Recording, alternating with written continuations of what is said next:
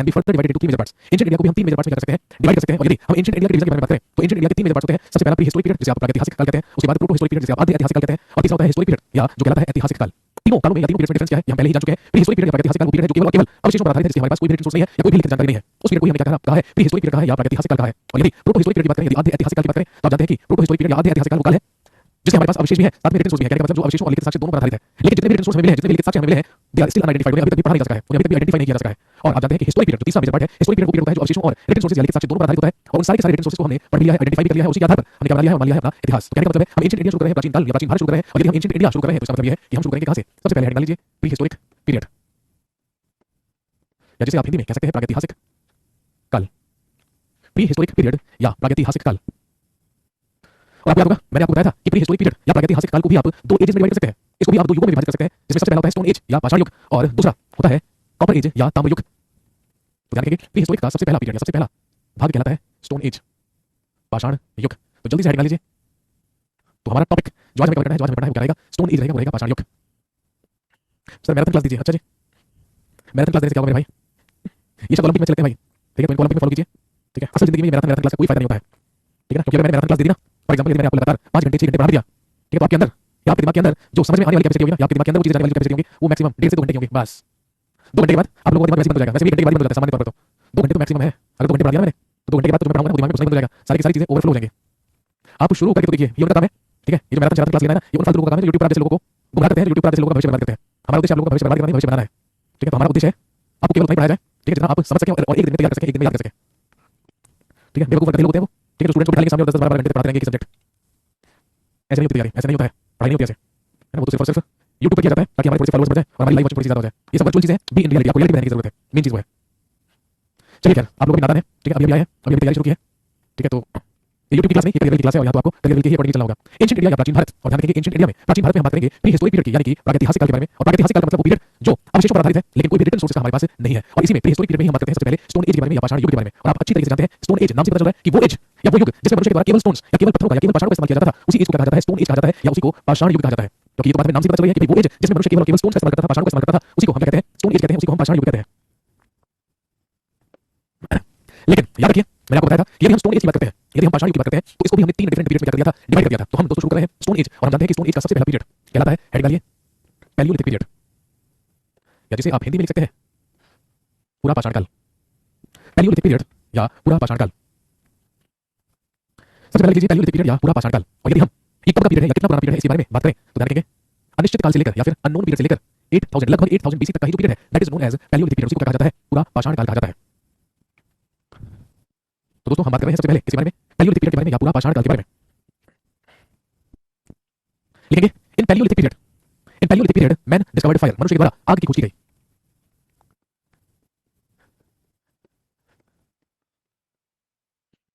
Palaeolithic period ही वो माना जाता है, या आप कह सकते हैं कि पूरा पाषाण काल ही वो पीरियड माना जाता है जिसमें मनुष्य के द्वारा आग का आविष्कार किया गया था या आग की खोज की गई थी। कहने का मतलब यह है कि मनुष्य को फायर के बारे में या आग के बारे में या अग्नि के बारे में पता चला, पैलियोलिथिक पीरियड में पता चला, पूरा पाषाण काल में पता चला। लेकिन ध्यान रखेंगे मनुष्य के पास ये जानकारी नहीं थी कि how to use that fire, कि उस आग का आविष्कार कैसे, आविष्कार तो चुका था लेकिन उस आग का इस्तेमाल कैसे करना है इस बारे में मनुष्य के पास कोई जानकारी नहीं थी। कहने का मतलब पैलियोलिथिक पीरियड इतनी पुरानी बात है कि जब मनुष्य के द्वारा आग का आविष्कार किया गया था लेकिन आग का इस्तेमाल करना मनुष्य को नहीं आता था। इसके अलावा लिखेंगे इन दैट पीरियड, लिखेंगे in that period man used to be a hunter and a food gatherer. इन दैट पीरियड मैन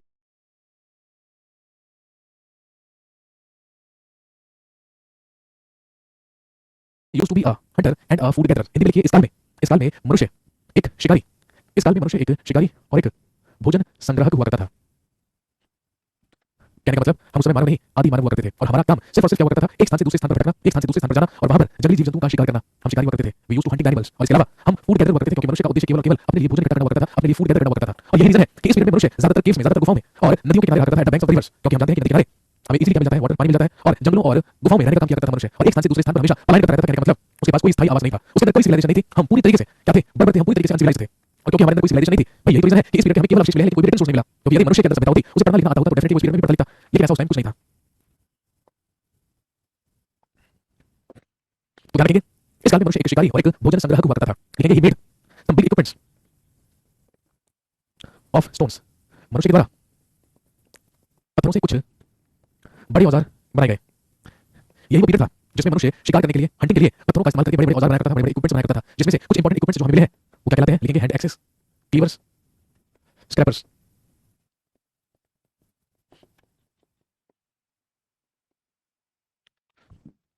तो पैलियोलिथिक पीरियड ही वो पीरियड है या पूरा पाषाण काल ही वो पीरियड है जिससे हमें मनुष्य के द्वारा बनाए गए कुछ औजार मिले हैं, कुछ इक्विपमेंट्स मिले हैं जिसमें हैंड एक्सेस, क्लीवर्स और स्क्रैपर्स क्या है मेन है। और ध्यान रखेंगे इनके एविडेंसेस या इनके साक्ष्य,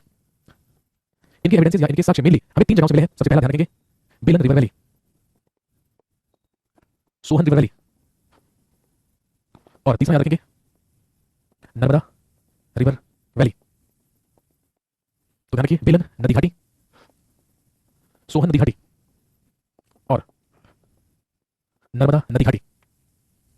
तो बेलन नदी घाटी, सोहन नदी घाटी और नर्मदा नदी घाटी वो जगह है जहां से हमें हैंड एक्सेस, क्लीवर्स और स्क्रैपर्स के क्या मिले हैं, एविडेंसेस मिले हैं या साक्ष्य मिले हैं। इसके अलावा ध्यान रखेंगे पैलियोलिथिक पीरियड की ही हमें कुछ कीव पेंटिंग्स या कुछ गुफा चित्र शैल प्राप्त हुए हैं। और ध्यान रखेंगे ये कीव पेंटिंग्स या ये गुफा चित्रकारियां या गुफा चित्र शैल हमें कहां से मिलते हैं या कहां से मिले हैं। तो ध्यान रखेंगे मध्य प्रदेश के भोपाल के पास भीमबेटका नामक स्थान से, from Bhimbetka Bhopal Madhya Pradesh.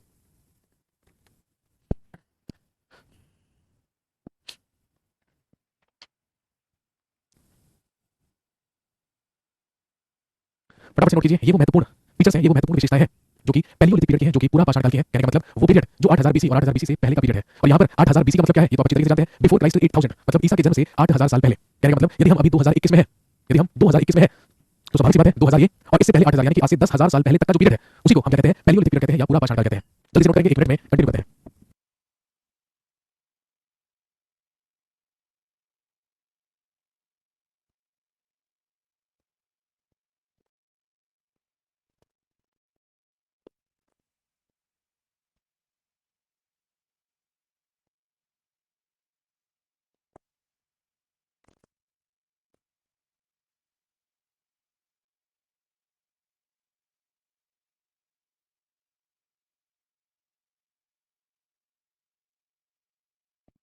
Ji I hope आपने नोट कर लिया होगा।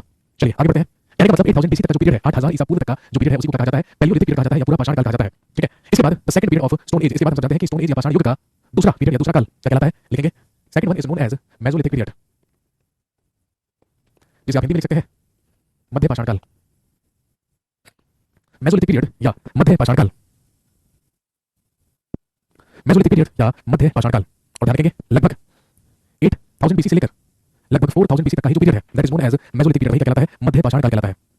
ईसा मसीह के जन्म से 8000 साल पहले से लेकर ईसा मसीह के जन्म से 4000 साल पहले तक का पीरियड है मेसोलिथिक पीरियड। मेसोलिथिक पीरियड क्या है और या फिर मध्य पाषाण काल की क्या विशेषताएं हैं सबसे पहले तो हम ये समझेंगे। अभी मैंने आपको बताया कि पैलियोलिथिक पीरियड में मनुष्य एक हंटर हुआ करता था, एक शिकारी हुआ करता था, एक फूड गैदरर हुआ करता था और भोजन संग्रहण करने के लिए एक स्थान से दूसरे स्थान पर भटकता करता था और जंगली जीव-जंतुओं का शिकार किया करता था। और यही कारण था कि वो पत्थरों के द्वारा बड़े-बड़े औजार बनाया करता था। लेकिन धीरे-धीरे ह्यूमन ब्रेन की डेवलपमेंट हुई, मानव मस्तिष्क का विकास हुआ। और ध्यान रखेंगे इन मेसोलिथिक पीरियड, लिखेंगे in that period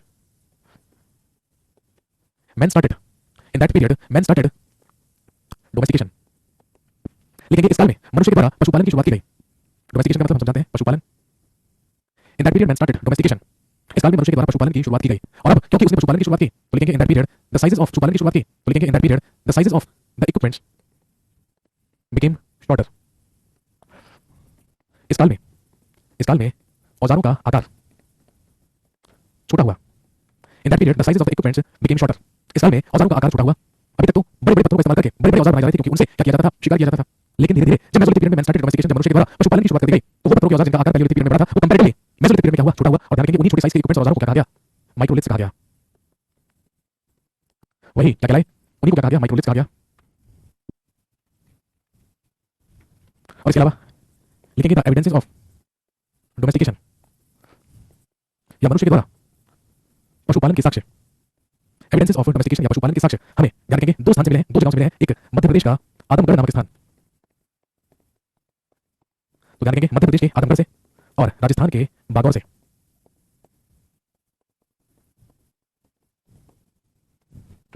Madhya Pradesh का आदमगढ़ और राजस्थान का बागौर, ध्यान रखेंगे यही वो सबसे पहले दो स्थल हैं जहां से मनुष्य के द्वारा पशुपालन किए जाने के एविडेंसेस हमें मिले थे या डोमेस्टिकेशन के एविडेंसेस हमें मिले थे।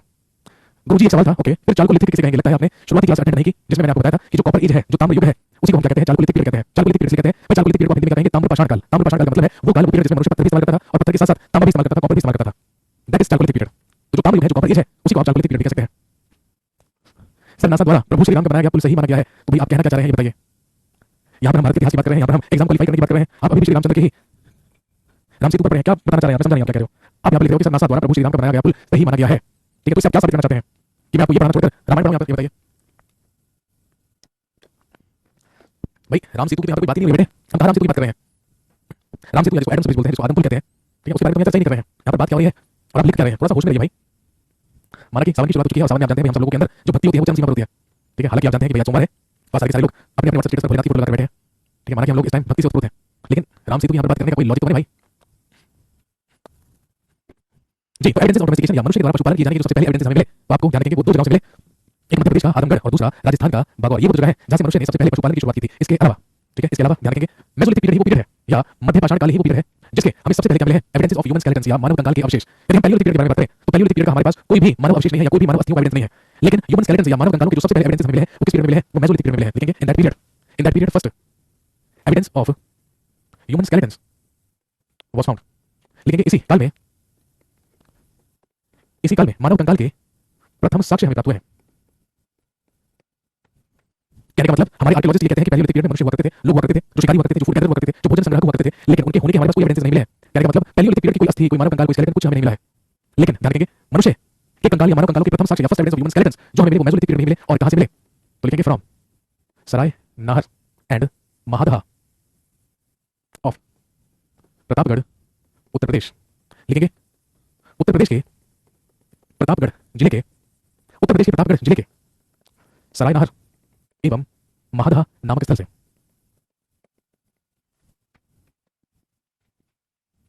Then how do we know paleolithic period existed? भाई हमें औजार मिले ना, इक्विपमेंट्स मिले हैं ना, जो मनुष्य के द्वारा बनाए गए हैं, हैंड एक्सेस मिले हैं ना, क्लीवर्स मिले हैं ना, केव पेंटिंग्स मिले हैं ना, उसके आधार पर आर्कियोलॉजिस्ट ने अनुमान लगाया है।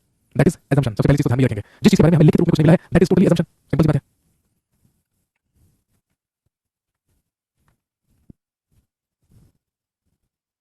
सर मैं तो प्रतापगढ़ से हूं लेकिन कभी नहीं देखा। ओ भाई साहब, क्या आपको समय देखा प्रतापगढ़ में? ये बताइए, आप तो मानव कंकाल भी नहीं है, आप तो जीते जाते मनुष्य हैं। क्या प्रतापगढ़ में आपको समय देखा है? तो प्रतापगढ़ में आपको समय नहीं देखा तो भैया आप हर चीज देख लें, ऐसा कैसे पॉसिबल है? तो ध्यान रखेंगे भारत के इतिहास में सबसे पहले जो मानव कंकाल हमें मिले हैं, जो मानव अस्थियां हमें मिली है, वो उत्तर प्रदेश के ध्यान रखेंगे प्रतापगढ़ के सराय नाहर नामक स्थान और महादहा नामक स्थान से मिले हैं। That period is known as mesolithic period. इसी पीरियड को क्या कहा गया है, मध्य पाषाण काल कहा गया है। सर आप हमारा रिप्लाई क्यों नहीं देते हैं? क्योंकि भैया आप हमारी माशूका नहीं है कि आप हमें कमेंट करें या मैसेज करें और हमें उसका रिप्लाई देना ही देना है ना। सिंपल सी बात है। क्योंकि यदि हम आप लोगों के यहाँ पर रिप्लाई देते रहेंगे तो बेटे फिर आपको पढ़ाएगा कौन, ये बताइए। अगर हम है ना, पहली बात तो ठीक है, सबसे बड़ी दुनिया की बेवकूफी तो आप लोग खुद करते हैं। पहली बात तो जब टीचर पढ़ा रहा होता है, जब टीचर को समझा रहा होता है, तो पहली बात तो उसके बीच में आपको कमेंट करना ही नहीं चाहिए। सबसे बड़ा गुनाह तो आप यहीं पर कर देते हैं, है ना। और यदि आपने नादानी में, ठीक है, क्यूरियोसिटी में, उत्सुकता से कमेंट कर दिया तो आप ये क्यों एक्सपेक्ट करते हैं कि भैया हम यहाँ पर आपका नाम पुकारें? ठीक है, तो हम अपने यहाँ पर नाम पुकारने थोड़ी आते हैं बेटे, हम तो आपको पढ़ाने आते हैं। तो क्योंकि हम आपको पढ़ाने आते हैं तो या तो आप बात कर सकते हैं या तो आप कमेंट पढ़ के आपके नाम भी पुकार सकते हैं या फिर आपको पढ़ा सकते हैं। अब आप खुद डिसाइड कर लीजिए आपने यहाँ पर फीस क्यों भरी है, अपना कमेंट पढ़वाने के लिए, अपना नाम सुनने के लिए या फिर यहाँ पर पढ़ने के लिए। जैसा आप कहेंगे हम वैसा कर लेंगे। यदि हम आपके कमेंट पढ़ेंगे, आपसे बात करेंगे तो फिर पढ़ाई नहीं होगी, यदि पढ़ाई होगी तो वो वाला काम नहीं होगा जो आप चाहते हैं, है ना। इसलिए हमें तो इसमें समझदारी लगती है कि भैया पढ़ाने आए हो, चुपचाप पढ़ा लीजिए क्योंकि दुनिया अज्ञानियों से भरी हुई है। इसलिए जी नेक्स्ट अगला लिखिए, अगला कहलाता है नियोलिथिक पीरियड। अगला कहलाता है नियोलिथिक पीरियड या हिंदी में आप लिख सकते हैं नवपाषाण काल। अगला होता है नियोलिथिक पीरियड या नवपाषाण काल। और ध्यान रखेंगे लगभग 4000 बीसी से लेकर 2500 बीसी तक का पीरियड ही क्या कहलाता है, नियोलिथिक पीरियड कहलाता है या फिर नवपाषाण काल कहलाता है। क्या विशेषता है नियोलिथिक पीरियड की या नवपाषाण काल की? सबसे पहले हम यही बात समझेंगे। ठीक है, सबसे पहली चीज तो लिखेंगे इन दैट पीरियड, इस काल में, इन दैट पीरियड या इस काल में लिखिए मैन स्टार्टेड एग्रीकल्चर। मनुष्य के द्वारा, लिखिए मनुष्य के द्वारा कृषि की शुरुआत की गई। In that period man started agriculture. इस काल में मनुष्य के द्वारा कृषि की शुरुआत की गई। और ध्यान रखेंगे मनुष्य के द्वारा कृषि किए जाने के सबसे पहले evidence, first evidence of agriculture या मनुष्य के द्वारा कृषि के प्रथम साक्ष्य ध्यान रखेंगे कहां से मिले हैं, पाकिस्तान के बलूचिस्तान के मेहरगढ़ नामक स्थान से। पाकिस्तान के बलूचिस्तान के मेहरगढ़ नामक स्थान से मनुष्य के द्वारा सबसे पहले एग्रीकल्चर या कृषि किए जाने के एविडेंसेस हमें मिलते हैं। सर आपकी वजह से मेरे भाई की जॉब लग गई, ये सबसे बड़ी गलतफहमी पाल रहे हैं भाई। ये बोलिए कि सर मेरे भाई की अपनी मेहनत और लगन की वजह से जॉब लग गई, मेरी वजह से किसी की नौकरी नहीं लग सकती है। ठीक है, यदि मेरी वजह से किसी की नौकरी लग सकती होती तो सबसे पहले मेरी गलती खुद की, है ना। लॉजिकल बात है ना, उसमें पड़ गए आप यार, बात तो ठीक है। मेरी वजह से नौकरी नहीं लगती भाई, हम तो केवल आपको मार्गदर्शन करने वाले लोग हैं, केवल गाइड करने वाले लोग हैं। नौकरी तो आपकी अपनी मेहनत लगेगी, अपनी लगन लगेगी। फर्स्ट एविडेंस ऑफ एग्रीकल्चर, मनुष्य के द्वारा कृषि के सबसे पहले जो साक्ष्य हमें मिले हैं वो पाकिस्तान के बलूचिस्तान के मेहरगढ़ नामक स्थान से मिले हैं। और हमें ये जानकारी मिली है कि मनुष्य के द्वारा सबसे पहले इसकी कृषि की गई थी। तो ध्यान रखेंगे barley, wheat and cotton. Barley का मतलब जौ, व्हीट का मतलब गेहूं और कपास। बार्ले, व्हीट एंड कॉटन, जौ, गेहूं और कपास।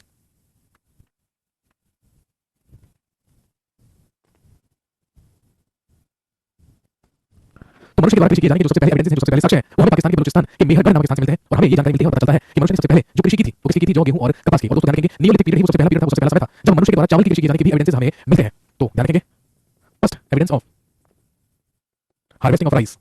नवपाषाण काल में ही हमें चावल की कृषि के, इसी पीरियड में हमें चावल की कृषि के भी प्रथम साक्ष्य मिलते हैं या फर्स्ट एविडेंसेस मिलते हैं। और ध्यान रखेंगे मनुष्य के द्वारा चावल की कृषि किए जाने के जो सबसे पहले एविडेंसेस थे या जो सबसे पहले साक्ष्य थे वो हमें कहां से मिले, लिख लीजिएगा उत्तर प्रदेश के इलाहाबाद के समीप या प्रयागराज के समीप कुल्डी हवा नामक स्थान से। बहुत बढ़िया सर, आपको जॉब की क्या जरूरत है, आपको तो लाखों रुपए मिलते होंगे, बताइए। मतलब आप अपनी बेरोजगारी से नहीं मेरे रोजगार से दुखी हैं, कमाल की बात है मेरे भाई। आजकल हम लोगों को अपनी बेरोजगारी की चिंता नहीं है, आजकल हमें बेरोजगारी तो नहीं है, लेकिन हमें तो उन लोगों के रोजगार को देखकर दुख है जो बेचारे काम कर रहे हैं। जिनको रोजगार प्राप्त है। कमाल की बात है भाई। First evidence of harvesting of rice, मनुष्य के द्वारा कृषि की जाने की जो सबसे पहले एविडेंस है, जो सबसे पहले साक्ष्य है, वो हमें कहां से मिलते हैं? उत्तर प्रदेश के प्रयागराज के कुल्ली हवा नामक स्थान से मिलते हैं।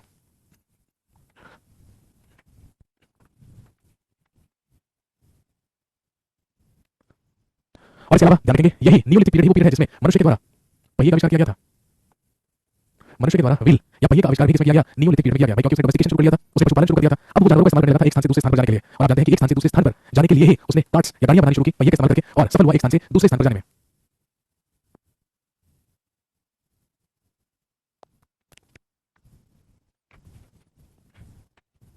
और ध्यान रखेंगे नियोलिथिक पीरियड में एक और इंपॉर्टेंट चीज हमें मिली है, और वो इंपॉर्टेंट चीज क्या है? ध्यान रखेंगे भाई मैंने आपको बताया कि मेसोलिथिक पीरियड में ही मानव कंकाल के हमें सबसे पहले एविडेंस या सबसे पहले साक्ष्य मिले थे, लेकिन नियोलिथिक पीरियड में ध्यान रखेंगे हमें कुछ ऐसे भी मानव कंकाल मिले हैं, कुछ ऐसे भी ह्यूमन स्केलेटन्स मिले हैं जहां पर मनुष्य के साथ साथ कुत्ते की अस्थियां भी मिली हैं। मतलब कि एक ही गिर से, एक ही कब्र से मनुष्य के साथ साथ कुछ कुत्ते की अस्थियां भी प्राप्त हुई हैं। और ध्यान रखेंगे इसी बात से हमारे आर्कियोलॉजिस्ट ने ये अनुमान लगाया है या ये अज्यूम किया है कि हो सकता है कि उस समय उस सभ्यता या सभ्यता तो ये नहीं थी, सिंपल सी बात है, लेकिन हमारे आर्कियोलॉजिस्ट कहते हैं कि ऐसा हो सकता है कि उस समय मनुष्य के साथ साथ या उसकी डेड बॉडी के साथ साथ उसके पालतू कुत्ते को भी कर दिया जाता हो, दफना दिया जाता हो। तो ध्यान रखेंगे evidence of human skeletons along with the bones of dog। लिखेंगे मानव अस्थियों के साथ या मानव कंकालों के साथ कुत्ते की अस्थियों के साक्ष्य। मानव कंकाल के साथ कुत्ते की अस्थियों के साक्ष्य जो हमें मिले हैं, ध्यान रखेंगे वो जम्मू कश्मीर के बुरजुहोम और गुफ्त कराल नामक स्थान से मिले हैं।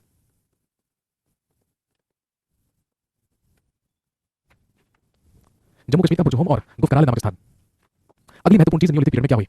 मैंने आपको बताया कि जो नियोलिथिक पीरियड है, जो नवपाषाण काल है, वो लगभग 4000 बीसी से लेकर 2500 बीसी तक का पीरियड है। कहने का मतलब जब हम नियोलिथिक पीरियड के सेकंड हाफ में चल रहे थे या उत्तरार्ध में चल रहे थे, और जब ईसा मसीह को जन्म लेने में या लगभग 3000 बीसी में या 3000 ईसा पूर्व में हम पहुंच चुके थे, तो ध्यान रखेंगे मैन स्टार्टेड और मैन इन्वेंटेड और man discovered first metal for him 3000 BC में। लगभग 3000 बीसी में या 3000 ईसा पूर्व में मनुष्य के द्वारा सबसे पहली धातु का आविष्कार या खोज हुई, जो क्या थी? कॉपर। कई बार एग्जाम में भी पूछा जाता है कि बताइए मनुष्य के द्वारा सबसे पहली धातु कौन सी खोजी गई थी? मनुष्य ने पहले सबसे पहले किस धातु की खोज की थी? हम सब जानते हैं दैट इज कॉपर, वो थी तांबा। और ध्यान रखेंगे जैसे ही मनुष्य ने तांबे की खोज की, जैसे ही मनुष्य ने कॉपर की डिस्कवरी की, तो अब मनुष्य पत्थरों के साथ साथ तांबे का भी इस्तेमाल करना शुरू कर दिया। और 3000 बीसी से ही शुरू हुआ कॉपर एज या ताम्र युग, या जिसे हम चालकोलिथिक पीरियड भी कहते हैं या ताम्र पाषाण काल भी कहते हैं। और ध्यान रखेंगे लगभग 3000 बीसी से लेकर 2000 बीसी तक का ही जो पीरियड रहा, ये लगभग 1000 साल तक का पीरियड है। इसी को क्या कहा गया है? इसी को कहा गया है चालकोलिथिक पीरियड या ताम्र पाषाण काल या फिर कॉपर एज, क्योंकि मनुष्य इस पीरियड में पत्थरों का इस्तेमाल तो कर ही रहा था, लेकिन पत्थरों के साथ साथ उसने तांबे का भी इस्तेमाल करना शुरू कर दिया था। लेकिन सबसे महत्वपूर्ण टर्निंग पॉइंट दबाया, सबसे महत्वपूर्ण बदलाव तब हुआ जब, ध्यान रखेंगे, जब ईसा मसीह को जन्म लेने में बाकी थे लगभग 2500 साल, यानी कि 2500 बीसी में। जब ईसा मसीह को जन्म लेने में लगभग 2500 साल बाकी थे, तो ध्यान रखेंगे in that period man invented scripts, मनुष्य के द्वारा लिपियों का आविष्कार किया गया। नोट कीजिए।